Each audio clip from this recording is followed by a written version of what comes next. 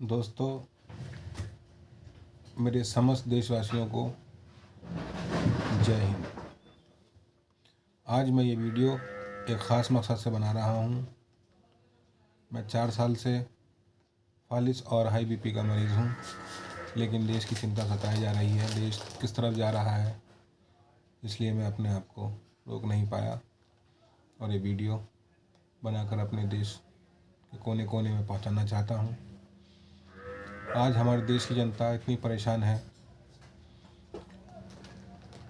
कि जनता को ये नहीं समझ आ रहा कौन सी पार्टी को चुने, कौन सी पार्टी को छोड़े। चुनाव की सरगर्मियाँ तेज़ हैं और उत्तराखंड यूपी पे चुनाव होने हैं और देश की जनता ये डिसाइड नहीं कर पा रही है कि क्या करें, किस नेता को चुने, कौन सी पार्टी को चुने।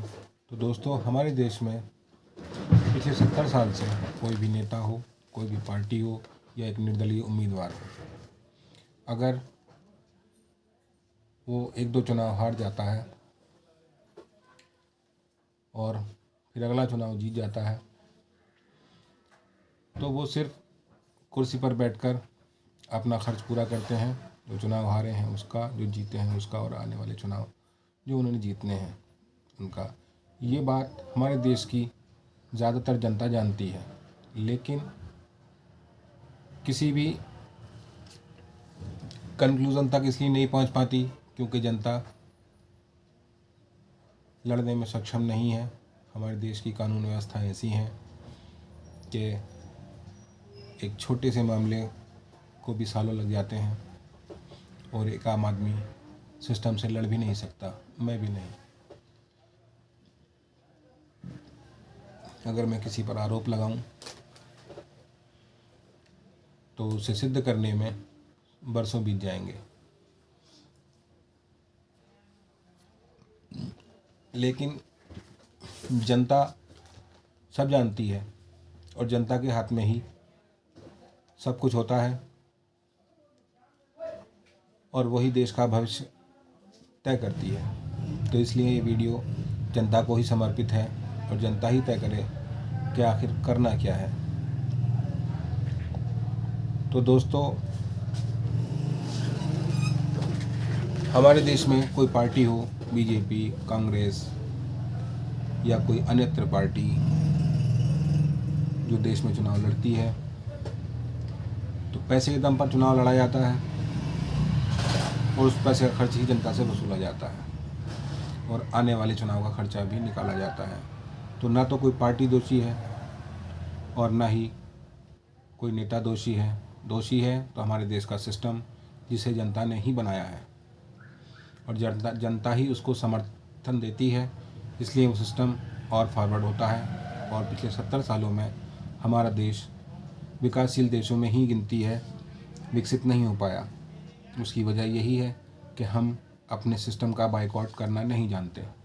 जब तक हम सिस्टम का बायकॉट नहीं करेंगे, तब तक देश विकसित देशों की श्रेणी में खड़ा नहीं हो सकता।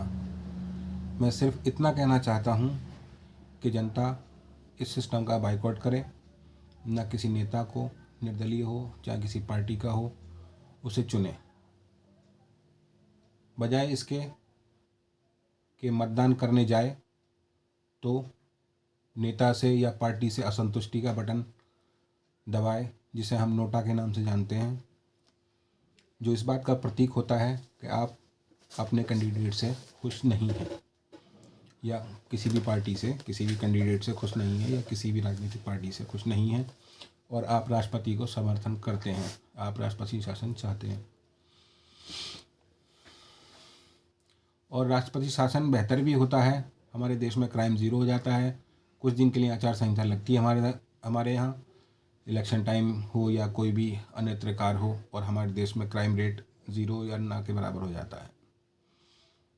तो दोस्तों, आप ही को ये तय करना है कि हमें इस सिस्टम को किस तरफ ले जाना है। दोस्तों, मैं इस देश के सिस्टम में थोड़े से बदलाव करके इस देश को एक नया सिस्टम या नया लोकतंत्र देना चाहता हूँ, जिससे एक आम आदमी की ज़िंदगी बेहतर हो।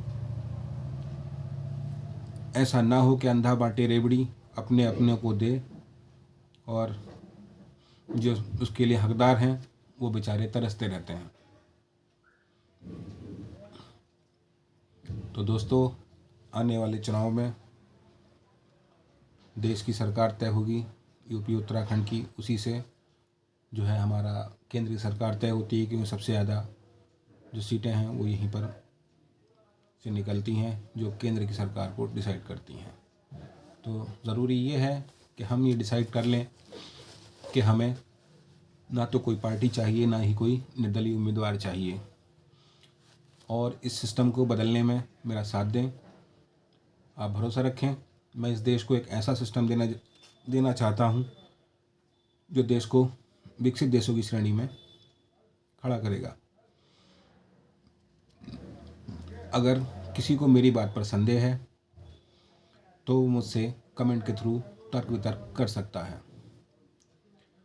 और जिन्हें भरोसा है वो मेरे चैनल को लाइक करें, कमेंट करें, मेरी वीडियो अच्छी लगे तो उसे शेयर करें और देश के कोने कोने तक पहुंचाएं, और मेरे यूट्यूब चैनल को सब्सक्राइब करना ना भूलें।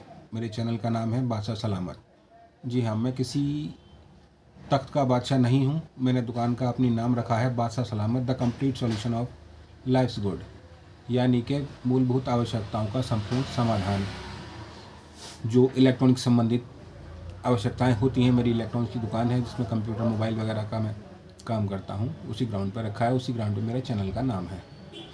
यदि आप लोग मेरा समर्थन करते हैं तो हो सकता है कि आप लोग मुझे राष्ट्रपति की कुर्सी पर भी बैठा दें, ये आप लोगों के हाथ में है।